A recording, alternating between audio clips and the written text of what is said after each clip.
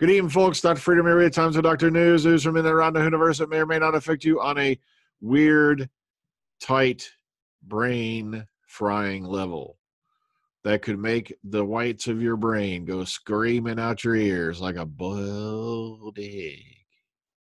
Yeah, lots and lots of reactions still going on to last Sunday's episode, Rosa. Like I said, very stirring episode, very emotional episode, and it's still hard to believe that's not an alien planet. That's America in the 50s. And it's kind of sad, too, because a lot of people, when you ask them, what was America like in the 50s? And they think American Graffiti, Happy Days, the Andy Griffith Show. And no, it was not a jolly, happy time all around. It was not. But okay, we got a lot of interesting things that have been up on the board here, so let's get into it. Let's get onto it. Let's hop on the freedom train. Let's get it going today. And first off at the gate, we have this little sneak peek of a tiny bit of a scene, less than a minute, of something that's going to be in Arachnids in the UK. I'll leave that for you guys to watch. It's very, very touching, a little bit emotional, and at the same time, it's a wee bit funny. Bandit Gill was on this morning, to which she said, quote, I don't know if there's another series. Who knows where we end up at the end of this series. There's 3 companions now, but who knows where we end up, which is leading to the big stink bomb of the day, ladies and gentlemen, the nitty-gritty. Will the next series of Doctor Who be delayed until 2020? But keep in mind, as I've been telling people all day, the very first word in this article is rumor. Rumor has it that filming for Jodie Whittaker's next adventures could begin a little later this year, but sources say they may not mean the series skips 2019. Recent reports have suggested the next series of Doctor Who could be delayed until 2020, with the rumored holdup in the start of shooting for Jodie Whittaker's second season said to potentially push back the start of the BBC sci-fi series by a number of months. But here's the big thing. But is it true? Well, RadioTimes.com understands that facts may not be as clear-cut as they first appear, and that a reduced shooting period might not mean a delay, even if Doctor Who does start filming a little later than it did for Series 11. Folks, they can hammer out 10 episodes if they really crunch it and still have it done, even if they start in February or even March. It's just a matter of it's going to be a tighter shooting schedule if they want to get it in for fall. But the thing is, none of this has been confirmed. It's like they're muckraking. It's like they're deliberately going out there and stirring up some shit to get people on a frenzy. It's just right here, rumor. The first word in the article is rumor. Come on. As far as we know, Series 12 shooting is going to start in November. Now, we'll keep our eyes and earballs peeled. Our eyes and earballs peeled. Our eyes and earballs peeled. And if we don't hear anything, then we'll worry. But if they start shooting in November, they could easily have it done by fall of next year. And like I said, even if they start at the beginning of next year, even spring, they could still hammer out 10 episodes and have it done by, October. It's just we got to sit back and wait and see if we get something official. I can't believe the Radio Times has stooped so low as to go out and publish this thing and put big fat headline on it. And right there, it's all rumor, and they don't even have a frickin' legitimate source. But okay, let's see what they say. The story of Doctor Who Series 12 possible delay stems from a report suggesting that filming for new episodes won't kick off till January 2019, later than the current series began shooting in later October 2017, suggesting a shorter or shifted production schedule. It looks far more likely the next run will air in winter or spring of 2020, a BBC source reportedly told, look, The Mirror! They're basing it off The Mirror! Oh, man. There simply isn't enough time to finish filming and all the editing done for next October. It's too tight. We're facing a gap year. Here's the problem. Gap years and split series are probably one of the primary reasons for Doctor Who going down the toilet. You can sit here and go, it's Moffat. It was that old man Capaldi to ruin Doctor Who. And some people say that shit. But the truth of the matter is, it was the idiots on Floor 6 who said, no, we're going to take 2016 off to focus on Sherlock. Or we'll have a split season. Oh, we'll just skip that year altogether. That shit is what kills shows. You've got to have consistency. And hopefully this turns out to be just what it says in the first line, a rumor. All right, why has the Rosa Parks episode got people talking? Do we really have to discuss why? As some people said, hard episode to watch. People commented on Twitter that the writers hadn't undermined the legacy of Rosa Parks. And there's been a lot of praise for this all over the place. Georgia Tennant, I also saw reactions from Louise Jameson, Katie Manning, Nicola Bryant, and other folks. And it was very well told. It was a very, very dodgy subject, and it could have very went far wrong. Oh, God, I got to quit using the word very. It could have really went far wrong. Okay, there we go. That's better. And they managed to tackle it very well. I'm shocked. But, other than that, it does have a powerful message that, this does still go on whether we like it or not.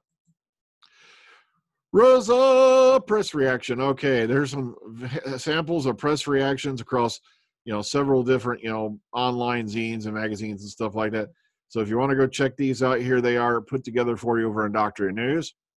Overnight viewing for Rosa came in at about 6.4 million viewers on the overnight, but also keep in mind most of the programs during the day scored lower than the previous week because it mainly came down to like Formula One, or there was like a Grand Prix race going on this last weekend. And so you'll notice here as they run down them, just about everybody's numbers across the board were down on Sunday. So a drop of 0.7 on your overnights. Like I said, I wouldn't worry about it this week, but if the trend continues, then start panicking and running down the streets going, ah!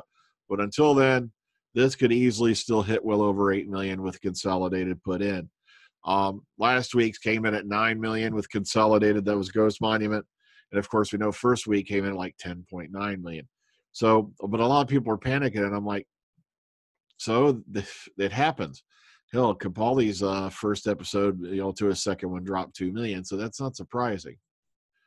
All righty. Doctor Who reduces viewers to tears with powerful and inspiring Rosa Parks episode. And this is also a collection of reactions and tweets that, weren't covered in the last one.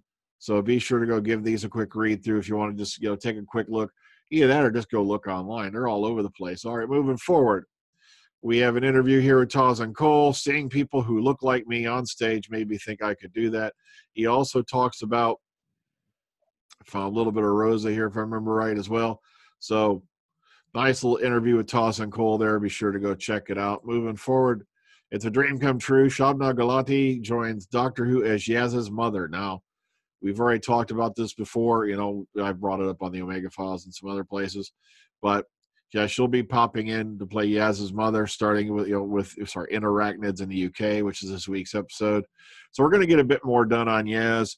Plus, there's a little bit more coming in Demons of the Punjab as far as she goes. So, all right, Tosin Cole, here's another interview with him. Ryan is shocked by the racism he experiences in 1950s America. And this one right here, like I said, it's a good read. Please sure go check it out. Right here, like Ryan has faced discrimination in his life, but he's shocked by how bad things were back then. The way Doctor Who tells these stories while giving a message of hope for the future generations is really important, but there's still a long way to go. Very well said. Very well said. Doctor Magazine number 531. If you have not seen it yet, it is already out. I was going to cover this on like Friday, and I was just wiped out. I was going to do a news report yesterday, but I was just really wiped out from work. But if you haven't had a chance to look at it, here's some stuff that's in it, whatnot. Here you go. Here, boom, boom, boom. Now, a lot of this stuff I've already covered, as you can tell, because some folks were putting them up on Magazine Cloner, but here you go, legitimate source for you. All right. Here is a surprising detail about that final scene in Rosa, and guess what? A lot of people don't know this, but that's not made up. There really is an asteroid named after Rosa Parks, and someone put the status sheet up for it right here. So it's, that wasn't bullshit. That was real. Well, not the real asteroid. That was CGI, but it really is an asteroid out there named after Rosa Parks. Ghost Monument official ratings, as I said before, came in at around 9 million viewers consolidated. And it gives you right here the breakdown, including the new BARB figures. So Doctor Who's doing really well. As a matter of fact, see, they gave it an appreciation index score of 82, and that's what the average has been in the 80s, you know, right through the Capaldi era. So kind of weird. Moving forward. New unit stories from Big Finish. Yes, it turns out they have recast the roles of the Brigadier and Liz Shaw, who was played by Caroline John. They've got John Coleshaw stepping in to play the Brigadier in the audios, and they have Caroline John's daughter, Daisy Ashford, who's going to be stepping in to do Liz Shaw's voice. Plus, they'll have Sergeant Benton returning, you know, played by John Levine. It sounds like this is going to be an interesting series, especially if you're into the old days. Of course, as you all know, who've been listening to this show for a while, Tim Treloar has stepped in as the Third Doctor for the Third Doctor Adventures a while back, and I think he does a brilliant job. He's almost dead on in some places. When I listen to these, I have to stop and think, wow, that's not Pertwee, you know. He's really that good. NASA names a constellation, TARDIS, that's right. Now, scientists working on NASA's Fermi Gamma Ray Space Telescope have named a gamma ray constellation TARDIS in tribute to the Doctor's time and space machine. And here's a bit about that if you want to go check it out. And of course, last but certainly not least, John Barrowman is going to join Fireman Sam in a feature film. That's right, he'll voice the troublesome Hollywood actor Flex Dexter in that feature. So nice to see Barrowman is still getting some work. Okay, so in retrospect, like I said, Rosa was a very powerful episode, a very, very touchy subject, a delicate thing that, you know, like I said, Americans don't like to talk about. It's part of our history, unfortunately. It was a very dark time. And like I said, we still got a long way to go. Well, folks, I'm going to get on out of here speaking of that. So take care. Ta-ta. Enjoy the rest of your day. I'll see you on the flip side. Have a good one. Good night.